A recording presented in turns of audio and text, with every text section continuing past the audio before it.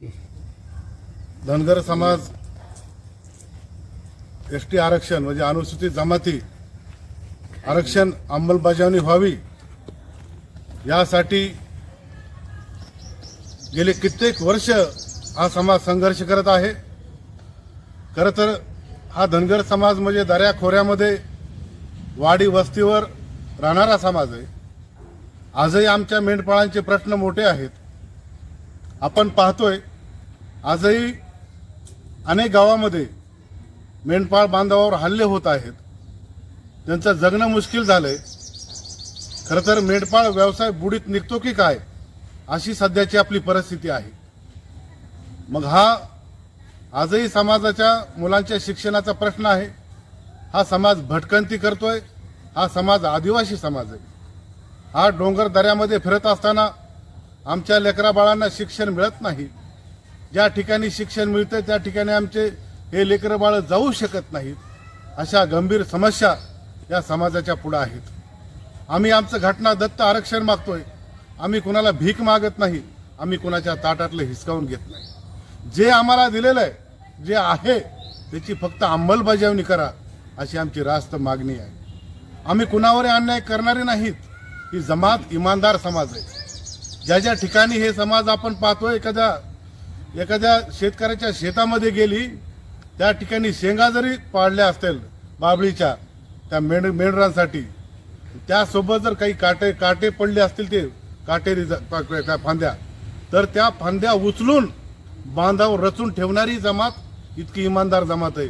म्हणजे ह्या काट्यांचा त्रास कुणाला दुसऱ्या शेतकऱ्यांना झाला नाही पाहिजे, कोणा वाटसरूंना झाला नाही पाहिजे, हा विचार मांडणारे, हा विचार करणारी ही इमानदार जमात आहे। परंतु ह्या जमातीला आतापर्यंत राजकारणापासून अलिप्त ठेवले। कुठं थोडे आमचे चार माणसं राजकारणामध्ये आली तर त्यांना पुन्हा डावललं जातंय। हा आमच्यावर अन्याय नाही का? खरं तर लोकशाहीमध्ये सर्वांनाच अधिकार आहे समानतेने जगायचा आणि सगळ्यांना जगू देण्याचा। परंतु या जमातीवर मात्र पुन्हा पुन्हा या ठिकाणी अन्याय होतोय। त्या जमातीचा प्रश्न जर सोडवायचा असेल, यांना मुख्य प्रवाहात आणायचा असेल तर यांना शिक्षणाशिवाय पर्याय नाही, नोकरीशिवाय पर्याय नाही, उद्योगधंद्याशिवाय पर्याय नाही।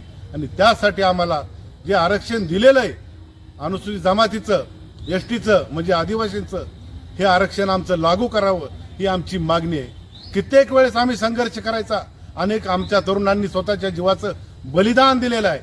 हे बलिदान वाया घालायचंय काय? म्हणून संघर्ष करत असताना आपल्याला थांबायचं नाहीये। कित्येक सरकारे आली, मग ते कुठल्याही पक्षाचा असो, सगळ्याच पक्षांनी आमच्यावर मात्र अन्याय केलाय। निवडणुकीच्या वेळीस मात्र आम्हाला तुमचा प्रश्न सोडू म्हणून आमच्या समोर यायचं आणि एकदा निवडणुका झाल्या, आमचं मतदान घेतलं की पुन्हा आम्हाला वाऱ्यावर सोडायचं। हे आतापर्यंत राजकारण्यांनी केलेलं आहे। आता जे काही थोडंफार शिकलेला सुशिक्षित तरुण वर्ग आहे, या तरुण वर्गांना, सर्व गोरगरीब माझ्या बांधवांना, मेंढपाळांना, सर्वच लोक विनंती करतोय समाज बांधवांना की आपल्याला पुन्हा पुन्हा संघर्ष करण्याची वेळ आपल्याला येते। बघू हे लोक किती दिवस आमचा अंत पाहतायत। तुम्ही अंत पहा, मात्र आम्ही आता शांत बसणार नाहीत।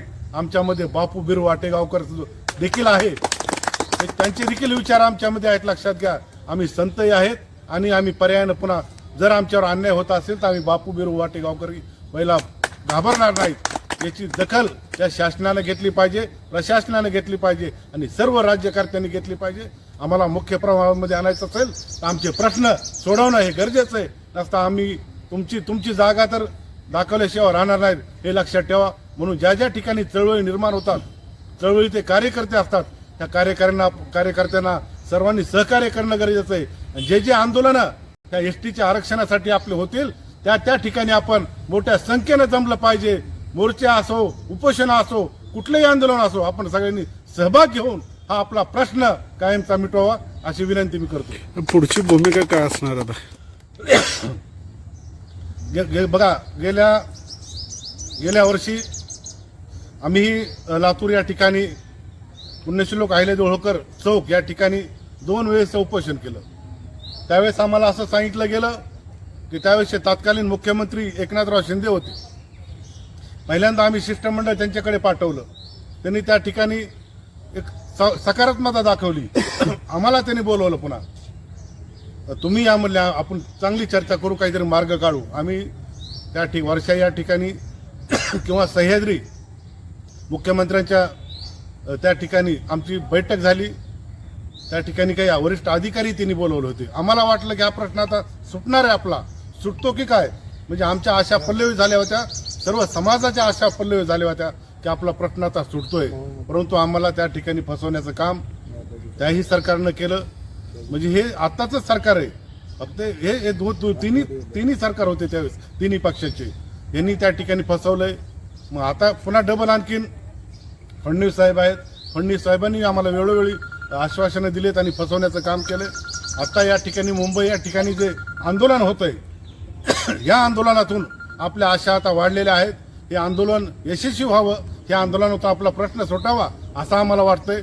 बघू काय होतंय ते. पाठीमागच्या काळात बारामती या ठिकाणी महादेव जानकर यांनी मोठ्या प्रमाणात त्या ठिकाणी धनगर बांधव आरक्षणासाठी जमा झाले होते आणि त्या ठिकाणी सध्याचे मुख्यमंत्री देवेंद्र फडणवीस यांनी पहिल्याच कॅबिनेटमध्ये तुम्हाला आरक्षण देतो असं म्हटलं होतं. आता काय मग त्याचं काय झालं?